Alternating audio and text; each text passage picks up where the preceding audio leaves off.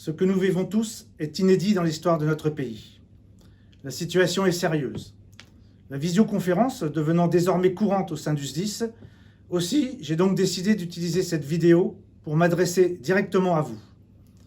En effet, que vous soyez sapeur-pompier volontaire, sapeur-pompier professionnel ou personnel administratif et technique, vous êtes depuis fin janvier aux côtés de nos collègues de la santé en première ligne pour combattre ce nouvel ennemi invisible qui est le virus Covid-19. Depuis une semaine, et face à une évolution rapide de la circulation du virus sur le territoire, vous êtes mobilisés pour maintenir la distribution des secours. Vous le faites avec beaucoup de sang-froid, malgré l'inquiétude grandissante. Je veux très simplement et sincèrement vous en remercier et vous en êtes particulièrement reconnaissant. Sans en connaître précisément l'échéance, nous nous dirigeons vers le pic de l'épidémie. Nous allons alors entrer probablement très prochainement dans une nouvelle dimension de la crise. Et plus que jamais, nous allons devoir, comme nous l'avons su le faire dans d'autres moments difficiles, faire preuve de sang-froid, de solidarité, d'esprit d'équipe, du sens des responsabilités et surtout d'adaptabilité. Chaque jour, nous apprenons et nous nous adaptons. Nous devons tenir dans le temps coûte que coûte. La population, nos autorités comptent sur nous et nous devons être au rendez-vous. Malgré la gravité de la situation, nous serons chacun à notre niveau mobilisés, prêts à assurer nos missions de secours, à apporter notre appui logistique à tous les services qui sont également dans la bataille. Sachez que depuis plusieurs jours, toutes nos décisions sont guidées par 3 objectifs majeurs. Premièrement, assurer votre santé et votre sécurité. Deuxièmement, garantir la continuité des secours pour préserver le plus de vies possible. Troisièmement, durer dans le temps. Notre service de santé est totalement mobilisé.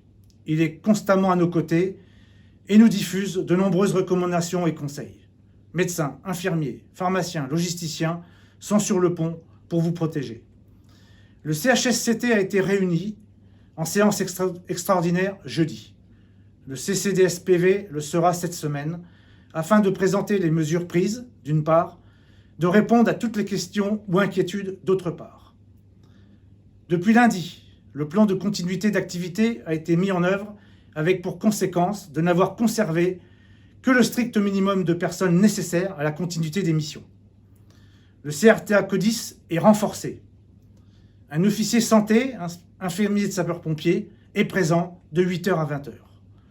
Une cellule de veille Covid-19 restreinte se réunit chaque matin sous mon autorité en visioconférence avec les 3 chefs de groupements territoriaux pour faire le point, prendre les décisions et répondre à toutes vos questions. Un compte-rendu est rédigé, porté à la connaissance de tous les chefs de centre qui disposent ainsi, en complément des instructions en vigueur, d'informations en temps réel. Nous veillons à ce que vous puissiez avoir accès de manière la plus transparente possible à toutes les informations utiles.